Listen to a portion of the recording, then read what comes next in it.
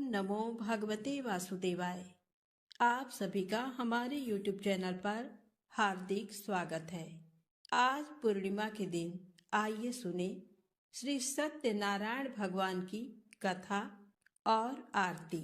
शास्त्रों में बताया गया है कि सत्यनारायण व्रत कथा का पाठ करने से व्यक्ति को 1000 यज्ञ करने के बराबर पुण्य फल की प्राप्ति होती है। सत्यनारायण भगवान व्रत कथा में भगवान विष्णु के सत्य स्वरूप के बारे में बताया गया है। इस व्रत का पाठ करने से घर में सुख समृद्धि का वास होता है और भगवान विष्णु की कृपा सदैव बनी रहती है। इसलिए कथा को आप पूरा श्रद्धा और भक्ति के साथ अवश्य सुने। प्रेम से बोले श्री लक्ष्मी नारायण भगवान की जय हो।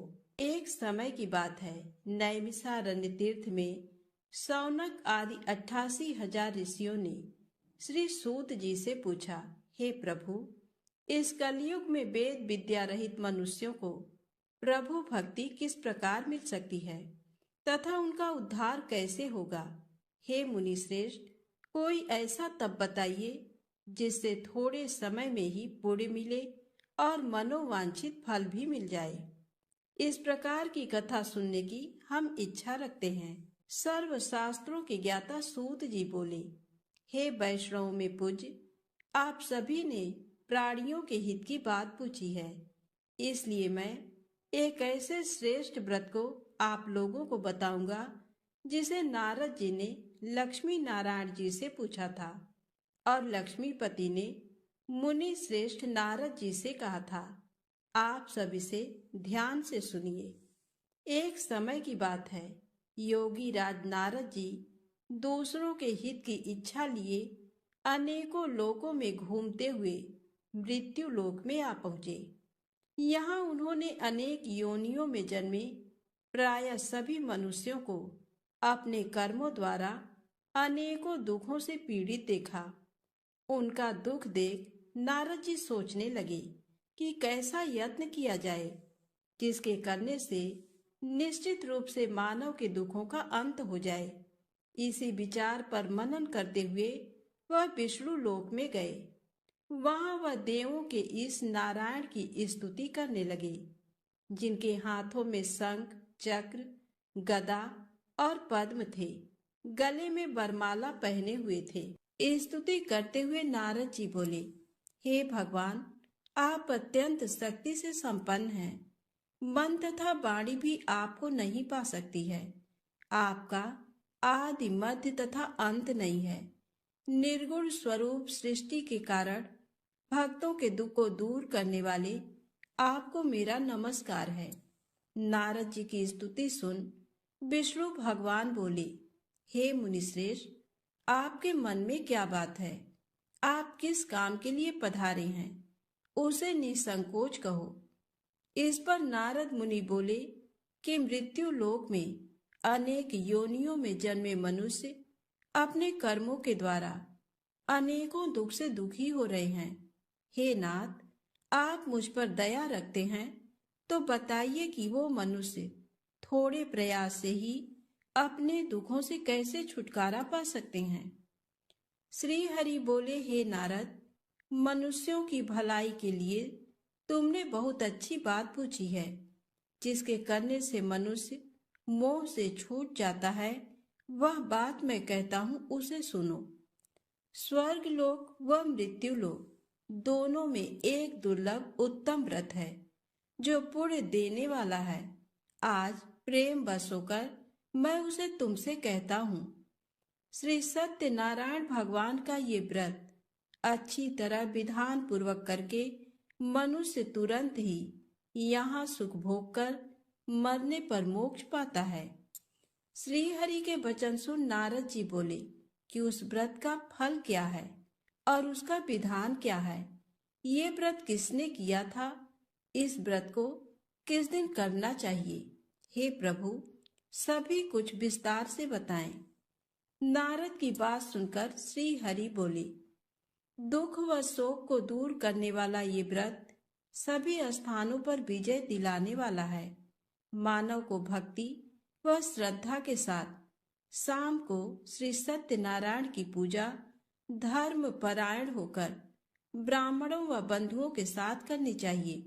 भक्ति भाव से ही नैवेद्य, केले का फल, घी, दूध और गेहूं का आटा सवाया ले। गेहूं के स्थान पर साठी का आटा, शक्कर तथा गुड़ लेकर वह सभी भक्षण योग्य पदार्थों को मिलाकर भगवान का भोग लगाएं। ब्राह्मणों सहित बंधु बांधवों को भी भोजन कराएं। उसके बाद स्वयं भोजन करें। भजन कीर्तन के साथ भगवान की भक्ति में लीन हो जाएं। इस तरह से सत्यनारायण भगवान का ये व्रत करने पर मनुष्य की सारी इच्छाएं निश्चित रूप से पूरी होती हैं। इस कलिकाल अर्थात कलयुग में मृत्यु लोक में मोक्ष का यही एक सरल उपाय बताया गया है। सूत जी बोले, हे ऋषियों, जिसने पहले समय में इस व्रत को किया था उसका इतिहास कहता हूँ, ध्यान से सुनो। सुंदर काशीपुरी नगरी में एक अत्यंत निर्धन ब्राह्मण रहता था। भूख प्यास से परेशान वह धरती पर घूमता रहता था। ब्राह्मणों से प्रेम करने वाले भगवान ने एक दिन ब्राह्मण का वेश धारण कर उसके पास जाकर पूछा, हे विप्र, नित्य दुखी होकर तुम पृथ्वी पर क्यों घूमते हो? दीन ब्राह्मण बोला, मैं निर्धन ब्राह्मण हूँ, भिक्षा के लिए धरती पर घूमता हूँ। हे भगवान, यदि आप इसका कोई उपाय जानते हो तो बताइए। वृद्ध ब्राह्मण कहता है कि सत्यनारायण भगवान मनोवांछित फल देने वाले हैं, इसलिए तुम उनका पूजन करो। इसे करने से मनुष्य सभी दुखों से मुक्त हो जाता है। वृद्ध ब्राह्मण बनकर आए सत्यनारायण भगवान उस निर्धन ब्राह्मण को व्रत का सारा विधान बताकर अंतर ध्यान हो गए। ब्राह्मण मन ही मन सोचने लगा कि जिस व्रत को वृद्ध ब्राह्मण करने को कहा गया है मैं उसे जरूर करूंगा। ये निश्चय करने के बाद उसे रात में नींद नहीं आई। वह सवेरे उठकर सत्यनारायण भगवान के व्रत का निश्चय कर भिक्षा के लिए चला गया। उस दिन निर्धन ब्राह्मण को भिक्षा में बहुत धन मिला, जिससे उसने बंधु बांधवों के साथ मिलकर श्री सत्यनारायण भगवान का व्रत संपन्न किया। भगवान सत्यनारायण का व्रत संपन्न करने के बाद वह निर्धन ब्राह्मण सभी दुखों से छूट गया और अनेक प्रकार की संपत्तियों से युक्त हो गया।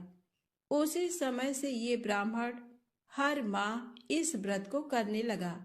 इस तरह से सत्यनारायण भगवान के व्रत को जो मनुष्य करेगा वह सभी प्रकार के पापों से छूटकर मोक्ष को प्राप्त होगा। जो मनुष्य इस व्रत को करेगा वह सभी दुखों से मुक्त हो जाएगा। सूत जी बोले कि इस तरह से नारद जी से नारायण जी का कहा हुआ श्री सत्यनारायण व्रत को मैंने तुमसे कहा। हे विप्रो, मैं अब और क्या कहूँ? ऋषि बोले, हे मुनिवर, संसार में उस विप्र से सुनकर और किस किसने इस व्रत को किया, हम सब इस बात को सुनना चाहते हैं। इसके लिए हमारे मन में श्रद्धा का भाव है। सूत जी बोले, हे मुनियों, जिसने इस व्रत को किया है वह सब सुनो। एक समय वही विप्र धन व ऐश्वर्य के अनुसार अपने बंधु बांधवों के साथ इस व्रत को करने को तैयार हुआ। उसी समय एक लकड़ी बेचने वाला बूढ़ा आदमी आया और लकड़ियां बाहर रखकर अंदर ब्राह्मण के घर में गया।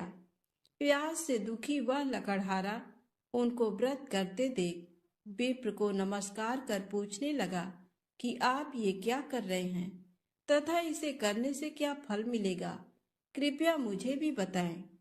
ब्राह्मण ने कहा कि सब मनोकामनाओं को पूरा करने वाला ये सत्यनारायण भगवान का व्रत है। इनकी कृपा से ही मेरे घर में धन धान्य आदि की वृद्धि हुई है। विप्र से सत्यनारायण व्रत के बारे में जानकर लकड़हारा बहुत प्रसन्न हुआ। चरणामृत लेकर वह प्रसाद खाने के बाद वह अपने घर गया। लकड़हारे ने अपने मन में संकल्प किया कि आज लकड़ी बेचने से जो धन मिलेगा उसी से श्री सत्यनारायण भगवान का उत्तम व्रत करूंगा। मन में इस विचार को ले बूढ़ा आदमी सिर पर लकड़ियां रख उस नगर में बेचने गया जहां धनी लोग ज्यादा रहते थे। उस नगर में उसे अपनी लकड़ियों का दाम पहले से 4 गुना अधिक मिलता है। बूढ़ा प्रसन्नता के साथ दाम लेकर केले, शक्कर, घी, दूध, दही और गेहूं का आटा ले और सत्यनारायण भगवान के व्रत की अन्य सामग्रियां लेकर अपने घर गया। वहां उसने अपने बंधु बांधवों को बुलाकर विधि विधान से सत्यनारायण भगवान का पूजन और व्रत किया। इस व्रत के प्रभाव से वह बूढ़ा लकड़हारा धन, पुत्र आदि से युक्त होकर संसार के समस्त सुख भोग अंत काल में वैकुंठ धाम चला गया। सूत जी बोले, हे श्रेष्ठ मुनियों, अब आगे की कथा कहता हूँ। पहले समय में उल्कामुख नाम का एक बुद्धिमान राजा था। वह सत्य वक्ता और जितेंद्री था। प्रतिदिन देव स्थानों पर जाता और निर्धनों को धन देकर उनके कष्ट दूर करता था। उसकी पत्नी कमल के समान मुख वाली तथा सती साध्वी थी। भद्रशिला नदी के तट पर उन दोनों ने श्री सत्यनारायण भगवान का व्रत किया। उसी समय साधु नाम का एक वैश्य आया। उसके पास व्यापार करने के लिए बहुत सा धन भी था। राजा को व्रत करते देखकर वह विनय के साथ पूछने लगा, हे राजन, भक्ति भाव से पूर्ण होकर आप ये क्या कर रहे हैं? मैं सुनने की इच्छा रखता हूँ, तो आप मुझे बताएं। राजा बोला, हे साधु, अपने बंधु बांधवों के साथ पुत्र आदि की प्राप्ति के लिए एक महाशक्तिमान श्री सत्यनारायण भगवान का व्रत व पूजन कर रहा हूँ। राजा के वचन सुन साधु आदर से बोला, हे राजन, मुझे इस व्रत का सारा विधान कहिए। आपके कथनानुसार मैं भी इस व्रत को करूंगा। मेरी भी संतान नहीं है और इस व्रत को करने से निश्चित रूप से मुझे संतान की प्राप्ति होगी। राजा से व्रत का सारा विधान सुन व्यापार से निवृत्त हो वह अपने घर गया। साधु वैश्य ने अपनी पत्नी को संतान देने वाले इस व्रत का वर्णन कह सुनाया और कहा कि जब मेरी संतान होगी तब मैं इस व्रत को करूंगा। साधु ने इस तरह के वचन अपनी पत्नी लीलावती से कहे। एक दिन लीलावती पति के साथ आनंदित हो सांसारिक धर्म में प्रवृत्त होकर सत्यनारायण भगवान की कृपा से गर्भवती हो गई। 10वें महीने में उसके गर्भ से एक सुंदर कन्या ने जन्म लिया। कन्या दिनों दिन ऐसे बढ़ने लगी जैसे कि शुक्ल पक्ष का चंद्रमा बढ़ता है। माता पिता ने अपनी कन्या का नाम कलावती रखा। एक दिन लीलावती ने मीठे शब्दों में अपने पति को याद दिलाया कि आपने सत्यनारायण भगवान के जिस व्रत को करने का संकल्प किया था उसे करने का समय आ गया है। आप इस व्रत को करिए।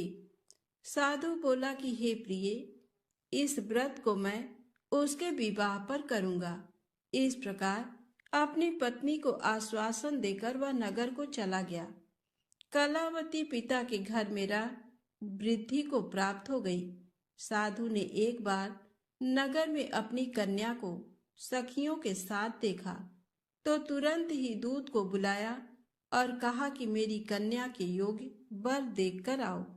साधु की बात सुनकर दूत कंचन नगर में पहुंचा और वहां देखभाल कर लड़की के सुयोग्य वणिक पुत्र को ले आया। सुयोग्य लड़के को देख साधु ने बंधु बांधवों को बुलाकर अपनी पुत्री का विवाह कर दिया। लेकिन दुर्भाग्य की बात ये कि साधु ने अभी भी श्री सत्यनारायण भगवान का व्रत नहीं किया। इस पर श्री भगवान क्रोधित हो गए और श्राप दिया कि साधु को अत्यधिक दुख मिले। अपने कार्य में कुशल साधु बनिया जमाई को लेकर समुद्र के पास स्थित होकर रत्नसारपुर नगर में गया।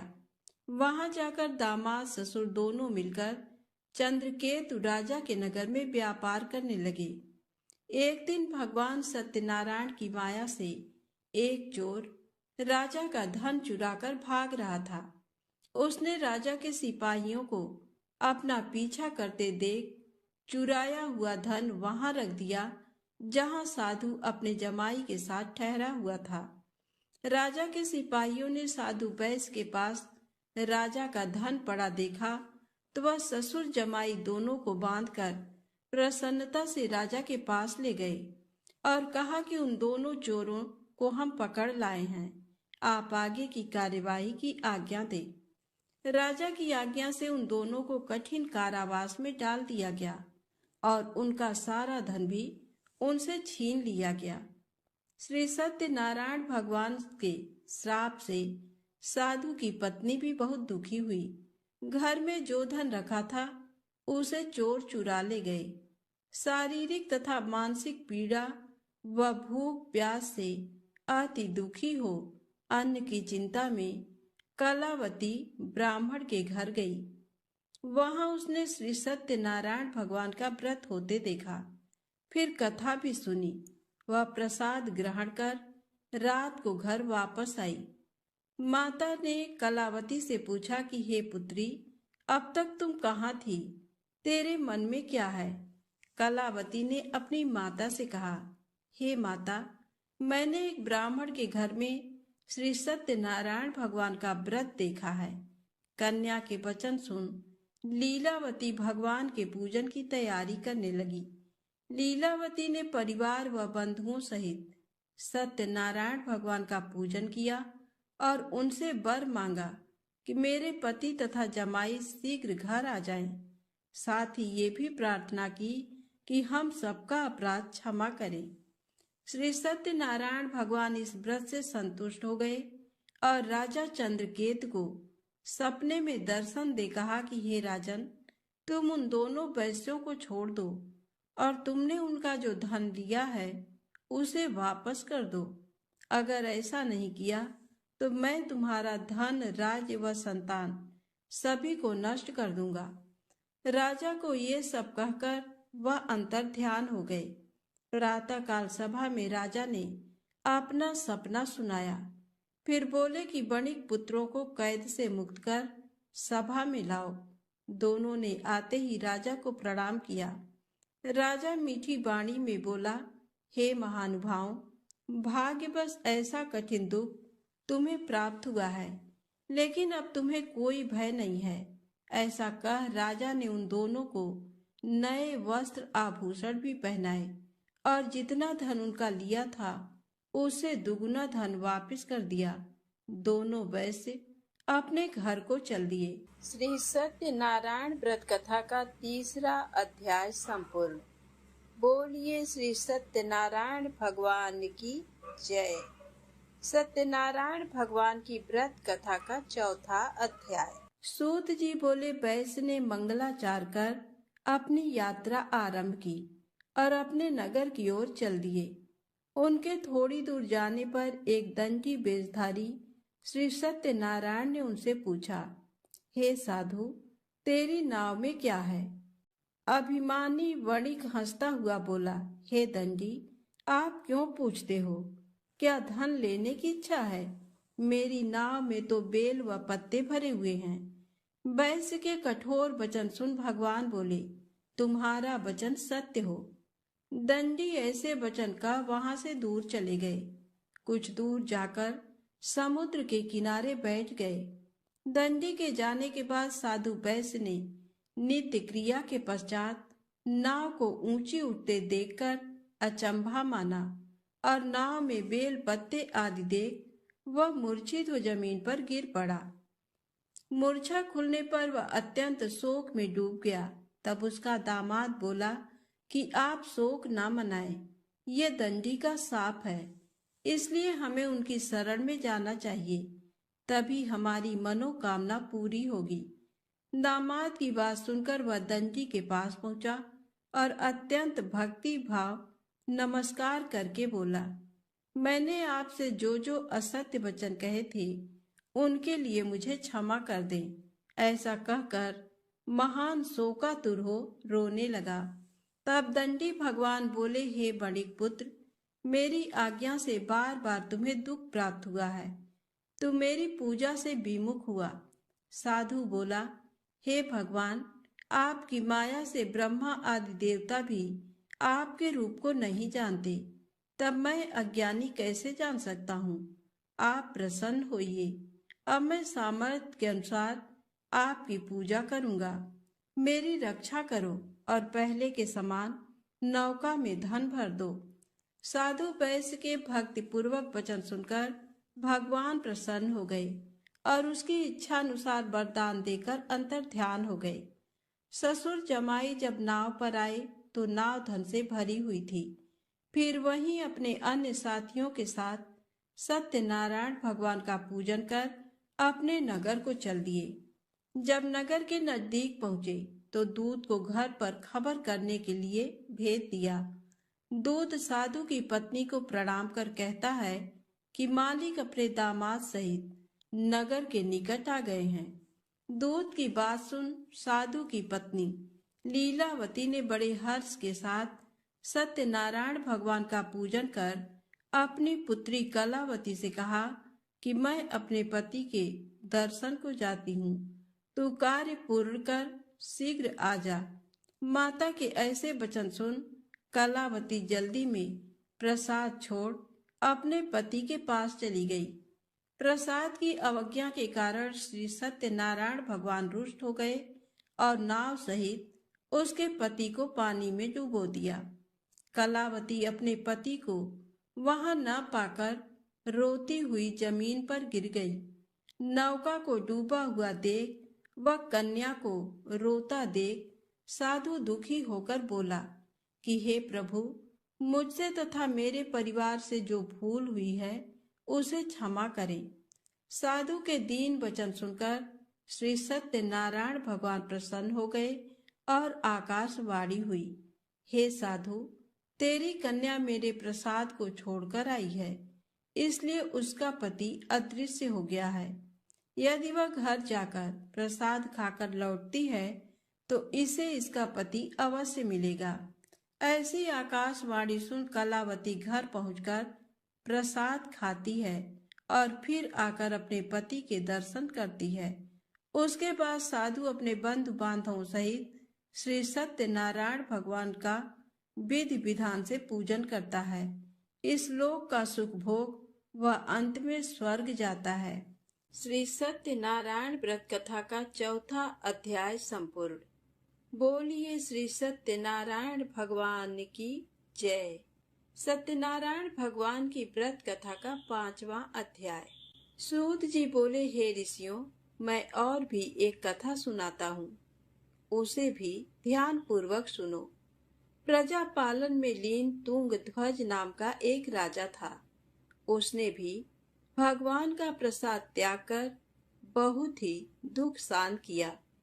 एक बार वन में जाकर वन्य पशुओं को मारकर वह बड़ के पेड़ के नीचे आया। वहां उसने ग्वालों को भक्ति भाव से अपने बंधुओं सहित सत्यनारायण भगवान का पूजन करते देखा। अभिमान बस राजा ने उन्हें देखकर भी पूजा स्थान में नहीं गया और ना ही उसने भगवान को नमस्कार किया। ग्वालों ने राजा को प्रसाद दिया, लेकिन उसने वह प्रसाद नहीं खाया और प्रसाद को वहीं छोड़ अपने नगर को चला गया। जब वह नगर में पहुंचा तो वहां सब कुछ तहस नहस हुआ पाया। तो वह शीघ्र ही समझ गया कि ये सब भगवान ने ही किया है। वह दोबारा ग्वालों के पास पहुंचा और विधि पूर्वक पूजा करके प्रसाद खाया तो श्री सत्यनारायण भगवान की कृपा से सब कुछ पहले जैसा हो गया। दीर्घ काल तक सुख भोगने के बाद मरणोपरांत उसे स्वर्ग लोक की प्राप्ति हुई। जो मनुष्य परम दुर्लभ इस व्रत को करेगा तो भगवान सत्यनारायण की अनुकंपा से उसे धन धान्य की प्राप्ति होगी। निर्धन धनी हो जाता है और भय मुक्त हो जीवन जीता है। संतानहीन मनुष्य को संतान सुख मिलता है और सारे मनोरथ पूर्ण होने पर मानव अंत काल में वैकुंठ धाम को जाता है। सूत जी बोले, जिन्होंने पहले इस व्रत को किया है, अब उनके दूसरे जन्म की कथा कहता हूँ। वृद्ध सतानंद ब्राह्मण ने सुदामा का जन्म लेकर मोक्ष की प्राप्ति की। लकड़हारे ने अगले जन्म में निषाद बनकर मोक्ष प्राप्त किया। उल्का मुख नाम का राजा दशरथ होकर बैकुंठ को गए। साधु नाम के वैश्य ने मोर ध्वज बनकर अपने पुत्र को आरे से चीरकर मोक्ष पाया। महाराज तुंगध्वज ने स्वयंभू होकर भगवान में भक्ति युक्त हो कर्म कर मोक्ष पाया। श्री सत्यनारायण व्रत कथा का 5वां अध्याय संपूर्ण। बोलिए श्री लक्ष्मी नारायण भगवान की जय हो। आइए सुने सत्यनारायण भगवान की आरती। जय लक्ष्मी रमणा स्वामी, जय लक्ष्मी रमणा सत्यनारायण स्वामी, जनपातक हरड़ा। ओम जय लक्ष्मी रमणा। रत्न जड़ित सिंहासन अद्भुत छवि राजे, नारद करत नीराजन, नारद करत नीराजन, घंटा ध्वनि बाजे। ओम जय लक्ष्मी रमणा।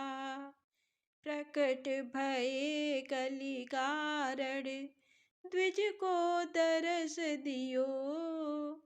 बूढ़ो ब्राह्मण बन कर, बूढ़ो ब्राह्मण बन कर, कंचन महल कियो। जय लक्ष्मी रमणा। दुर्बल भील कठारो, जिन पर कृपा करी। चंद्रचूड़ एक राजा, चंद्रचूड़ एक राजा, तिनकी विपत्ति हरी। जय लक्ष्मी रमणा। पैस्य मनोरथ पायो, श्रद्धा तज दीन्ही। सो फल भोग्यो प्रभु जी, सो फल भोग्यो प्रभु जी, फिर स्तुति कीन्ही। जय लक्ष्मी रमणा। भाव भक्ति के कारण, छिन छिन रूप धर्यो। श्रद्धा धारण कीन्ही, तिनको काज सर्यो। जय लक्ष्मी रमणा। ग्वाल बाल संग राजा, वन में भक्ति करी। मन वांछित फल दीन्हो, मन वांछित फल दीन्हो, दीन दयालु हरि। जय लक्ष्मी रमणा। चढ़त प्रसाद सवायो, कदली फल मेवा। धूप दीप तुलसी से, धूप दीप तुलसी से, राजी सत्य देवा। जय लक्ष्मी रमणा। सत्यनारायण जी की आरती जो कोई नर गावे। तन मन सुख संपत्ति, मन वांछित फल पावे। जय लक्ष्मी रमणा। जय लक्ष्मी रमणा। स्वामी जय लक्ष्मी रमणा। सत्यनारायण स्वामी, जनपातक हरड़ा। जय लक्ष्मी रमणा। बोलिए श्री लक्ष्मी नारायण भगवान की जय।